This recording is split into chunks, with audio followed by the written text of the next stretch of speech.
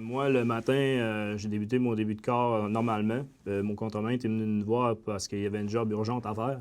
Ça consistait à faire un cercle de métal, une job relativement simple pour un soudeur-monteur.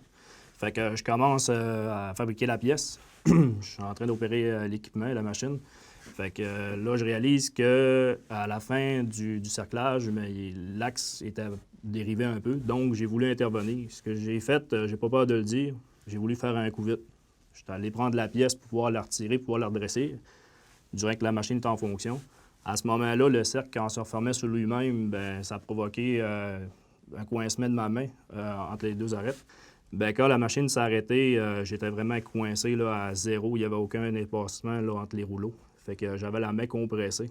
Quand j'ai vu l'état de ma main, j'ai compris une chose. J'ai compris que ma vie allait changer à jamais. Ben, ce que ça a changé dans ma vie, ben, tu sais, ça mutile pas juste une main, une machine comme ça mutile les rêves aussi. J'ai dû réapprendre à écrire de la main gauche, ce qui était une adaptation en soi. Ensuite de ça, mon quotidien est changé à tout jamais. J'arrive le matin, lasser mes bottes, c'est plus difficile. Une fermeture éclair, c'est plus difficile. Ensuite, si je vais au dépanneur puis je veux payer avec de la monnaie, j'ai de la difficulté à manipuler de la monnaie. Je veux me faire un repas le midi, éplucher une patate pour moi, c'est rendu complexe. J'arrive le soir, admettons, je vais avec ma conjointe au restaurant, puis c'est elle qui s'offre pour couper ma viande parce que j'ai de la difficulté à utiliser un couteau puis une fourchette.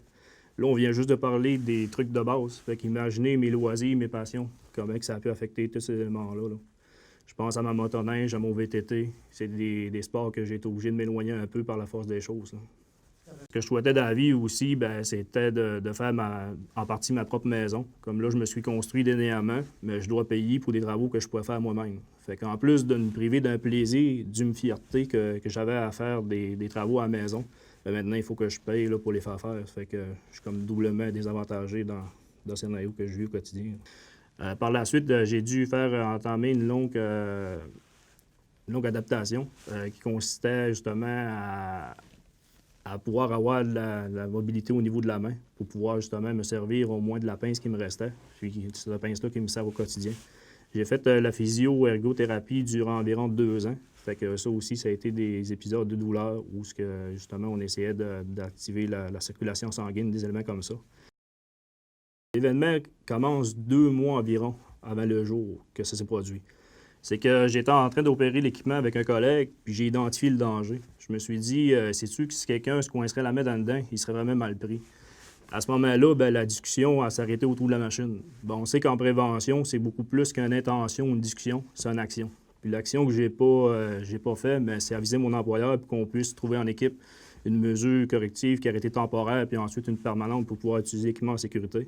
Fait que la remontée de l'information, les situations dangereuses à son employeur, c'est très important parce que ce jour-là, si j'avais fait cette action-là, peut-être qu'aujourd'hui, je ne serais pas en train de témoigner de l'amputation de mes 5 doigts de la main dominante, dans le fond.